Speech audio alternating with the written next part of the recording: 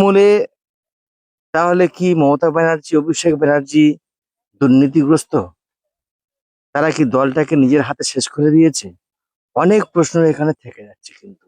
আসলে ওটা কথা মূল বিষয়টা আমরা দেখতে পাচ্ছি তৃণমূলের ভাঙন। এবং আমরা অনেক ক্ষেত্রে দেখেছি যখন দল বদল হয়, যে দলে থাকে সেই দলকে বিভিন্ন রকমের দোষ দিয়ে যায়। কেবল কাজ করতে পারছি না, দম ফেলতে পারছি না, ইত্যাদি ইত্যাদি নানান সদরের প্রশ্ন। বা সিবিআই বা ইডি তাদের উপরে আক্রমণ করবে। অর্থাৎ নিজেদেরকে বাঁচার জন্য তারা কিন্তু দলটা পাল্টে নিচ্ছে, নতুন তৃণমূল নামে আখ্যায়িত করছে, দোষ দিচ্ছে অভিষেক বন্দ্যোপাধ্যায় এবং মমতা ব্যানার্জির উপরে। কিন্তু এর আগে আমার কাছে প্রশ্ন হচ্ছে একটা, ভাই তুমি গুড কোশ্চেন করেছো, পিস হয়ে যাচ্ছি। এখন যাবতীয় দোষ দেখতে পাচ্ছি মমতা ব্যানার্জি এবং অভিষেক ব্যানার্জির উপর। বাদবাকি যারা ছিলেন তুলসী পাতা একেবারে মহান পুরুষ, কোনো অপরাধের সঙ্গে যুক্ত নয়। আপনি হাসছেন, কিভাবে ব্যাখ্যা করবেন? খুবই এখন চর্চিত বিষয় রাজ্য রাজনীতিতে এবং কেন্দ্রীয় রাজনীতিতে। মূল বিষয়টা আমরা দেখতে পাচ্ছি তৃণমূলের ভাঙন। এবং আমরা অনেক ক্ষেত্রে দেখেছি যখন দল বদল হয়, যে দলে থাকে সেই দলকে বিভিন্ন রকমের দোষ দিয়ে যায়। কেবল কাজ করতে পারছি না, দম ফেলতে পারছি না, ইত্যাদি ইত্যাদি নানান সদরের প্রশ্ন। কিন্তু এখন যে তুমি প্রশ্নটা করলে, খুবই চমৎকার প্রশ্ন। যে প্রশ্নটা কি ভ্যালিড? না না, একদমই ভ্যালিড প্রশ্ন। যে তৃণমূলে তাহলে কি মমতা ব্যানার্জি, অভিষেক ব্যানার্জি দুর্নীতিগ্রস্ত? তারা কি দলটাকে নিজের হাতে শেষ করে দিয়েছে? অনেক প্রশ্ন এখানে থেকে যাচ্ছে কিন্তু। আসলে ওটা কথাটা হচ্ছে মানুষ সম্পূর্ণরূপে সুবিধাবাদী হয়ে গেছে।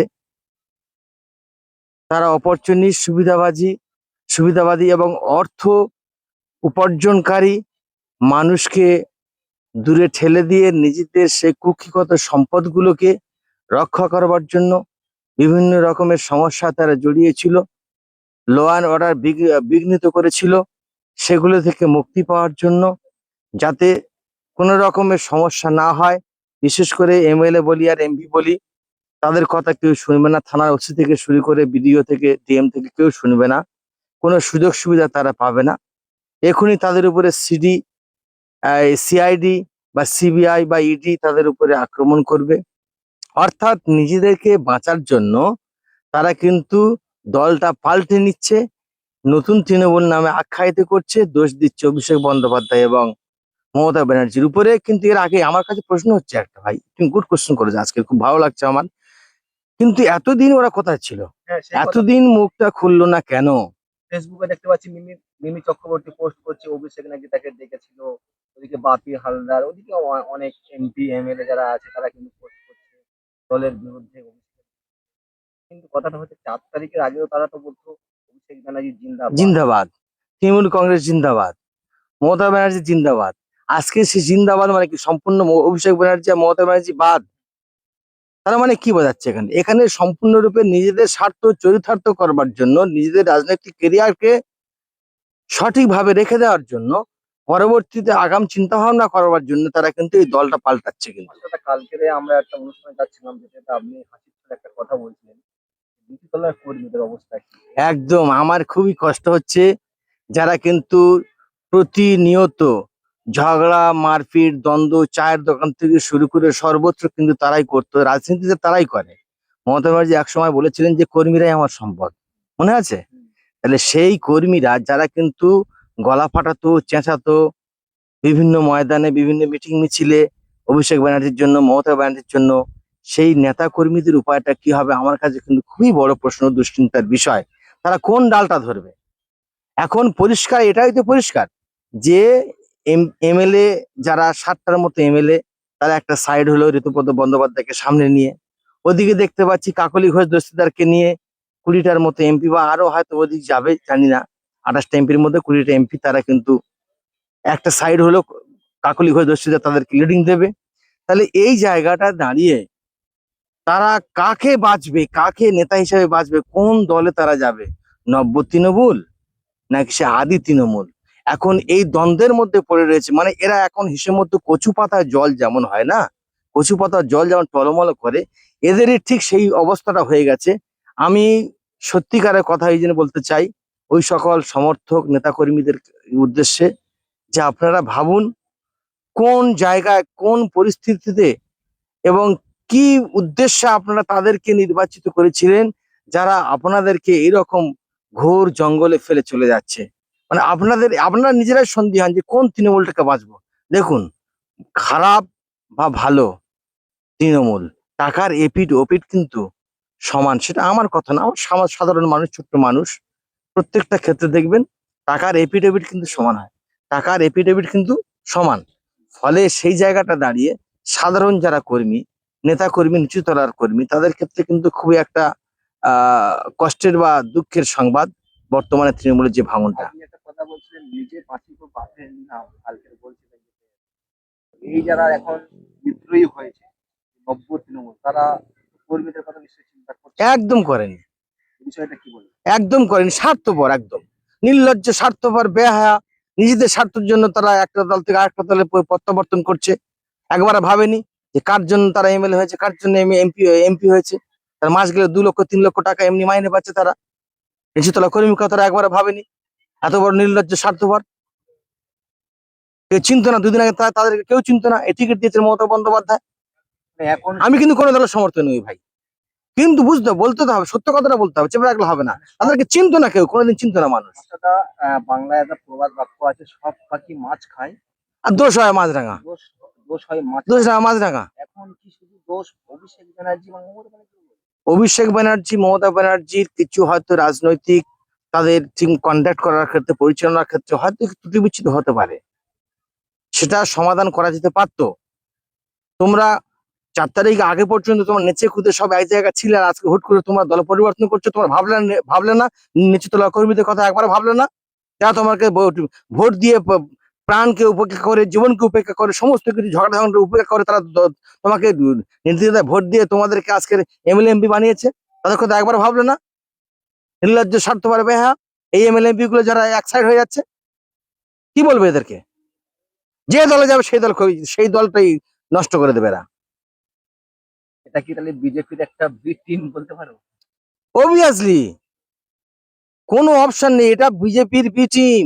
সরাসরি বলে দিচ্ছি, এটা বিজেপির বি টিম। এটা এছাড়া কোনো ওদের বাঁচার নেই। তার মানে এই সমস্ত বিক্ষুব্ধ যারা তৃণমূলী এমএলএ বা এমপি, এরা কিন্তু বিক্ষুব্ধ তৃণমূলী এমএলএ এমপি, এরা সম্পূর্ণ রূপে নিজেদেরকে বাঁচার জন্য এত চুরি দুর্নীতি করেছে। তুমি খোঁজ নিয়ে দেখো, এরা এত চুরি দুর্নীতি করেছে, নিজেদের সেই চুরি দুর্নীতি ঢাকার জন্য, নিজেদের নামে বিভিন্ন কেস কাম রয়েছে সেগুলোকে মুক্ত করার জন্য, যাতে সিবিআই, ইডি এদের যাতে না অ্যারেস্ট করে, না নাজেহাল হয়, তার জন্য কিন্তু নিজেদের বাঁচার জন্য এরা কিন্তু দল প্রত্যাবর্তন করছে। এবং এরা কিন্তু বিজেপির বি টিম ছাড়া আর কিছুই নয়। যদি কৃতজ্ঞতার কথা বলি, তার তার যা পরিচিত ফেস ভ্যালু আপনি নিশ্চয়ই দেখেছেন। আমি হুম। যদিও বা রিপিট করতে চাইছি না, যে লিডারশিপ দিচ্ছে বিক্ষুব্ধ তৃণমূলের কৃতজ্ঞত ব্যানার্জি, সিপিএম থেকে বলছি। হুম। সেক্ষেত্রে কি বল, ঋতব্রত বন্দ্যোপাধ্যায়, দেখুন, মানুষ অ্যাকচুয়ালি চায়, যদি যারা ভালো মানুষ, সঠিক নেতা চায়, তারা সঠিক নেতা, একটা বটগাছের মতো নেতা, যার আশ্রয়স্থলে তারা থাকবে। কিন্তু ঋতব্রত বন্দ্যোপাধ্যায় একজন বিতর্কিত নেতা, সিপিএম থেকে বহিষ্কৃত। আমার যেটা প্রশ্ন হচ্ছে, ঋতব্রত কি সেফ জোন? মোটেও না, মোটেও না। আমি বলতে যাচ্ছি যে আগামী দিনে বাংলার মানুষ কিন্তু এর কিন্তু উত্তর দেবেই। তুমি দেখে নিও, কারণ একজন বিতর্কিত, বহিষ্কৃত নেতা, এবং যার নামে বিভিন্ন রকমের ক্লেম রয়েছে, সেই ক্লেমটা তুমি দেখেছো কোনো মেইনস্ট্রিম মিডিয়াতে একবারের জন্য প্রচার হতে দেখেছো? মেইনস্ট্রিম মিডিয়াতে তার যে পর্দা ফাঁস এখনো পর্যন্ত করেনি, একটাও কোনো মেইনস্ট্রিম মিডিয়া প্রশ্নও করেনি যে ঋতুব্রত দা, তোমার যে এই যে বিভিন্ন রকমের কেওড়া কেলেঙ্কারি, সে বিষয়ে কিছু বলে কেউ সাহস পায়নি। কিন্তু তার মানে কি, বলতেই তো পারি পিছনে বিজেপির এক সাপোর্ট রয়েছে। কিন্তু বেশি দিন নয়, ধর্মের কল বাতাসে নড়াটা ভাবতে হবে। ঋতুব্রত বন্দ্যোপাধ্যায় যে লিডিং দিচ্ছে, সে একজন, ভোট দেয় তো জনগণ। একদম যে 80টা সিট তৃণমূল কংগ্রেস পেয়েছে সেটা কিন্তু তৃণমূল কংগ্রেসের সিম্বল থেকে মানুষ ভোট দিয়েছে। এই একদম সমস্ত প্রার্থীরা কিন্তু ভোট দেয়নি। না, তাহলে সেই জিনিসটা কিন্তু ভাবতে হবে মাস্টার। একদম একদম একদম একদম সেটাই বলতে যাচ্ছি। ভোট দিয়ে যদি খুঁটি দাঁড় করে দিত অনেক সময় জিতে যেত, এরকম আমরা শুনেছিলাম। কলা গাছ দাঁড় করে দিলে জিতে যাবে, কারণ সেখানে মমতা বন্দ্যোপাধ্যায় একটা ফেস ভ্যালু ছিল, অভিষেক বন্দ্যোপাধ্যায়ের ফেস ভ্যালু একটা ছিল, টিএমসি জোড়া ফুলের একটা ফেস মানে ভ্যালু ছিল। আজকের হুট করে তুমি 4 তারিখের পরে বলছো অমুক হচ্ছে তমুক হচ্ছে, এসব 4 মিথ্যে তারিখের কথা। পরে তো মানে আমি সাধু, আমি মানে সাচ্চা মানুষ। একদম ধোয়া তুলসী পাতা সাজার চেষ্টা করছে, কিন্তু মোটেও না, কোনো দিনের জন্য না। এরা একই রকম থাকবে। Old wine in new bottle, শেক্সপিয়ারের একটা বিখ্যাত লাইন ছিল, old wine in new bottle, অর্থাৎ মদটা কিন্তু একই আছে, ঠিক আছে, কিন্তু সেই পুরাতন বোতলটাই রয়ে গেছে, অর্থাৎ এদের চরিত্র কিন্তু পাল্টাবে না। মানে আপনি যেটা বলতে চাচ্ছেন যারা সুবিধাবাদী হয় তারা যে কোনো দলের পক্ষে ক্ষতিকারক। 100 বার ক্ষতিকারক। বিজেপির উচিত, বিজেপি যদি চায় যে আমার দলটাকে দীর্ঘস্থায়ী করবো বাংলার বুকে, তাহলে কিন্তু আমার মনে হয় এরকম ধরনের দাগী মানুষদেরকে নিয়ে, এখন দেখতে পাচ্ছ না তুমি, বিজেপি তো অনেক অনেক ক্ষেত্রে কিন্তু বিক্ষোভ তো শুরু হয়ে গেছে, বিক্ষোভ শুরু হয়ে গেছে। এদের মতো তৃণমূলের যারা দুর্নীতি করলো, দুর্নীতিগ্রস্ত নেতা মন্ত্রী, তাদেরকে নেওয়া হচ্ছে কেন?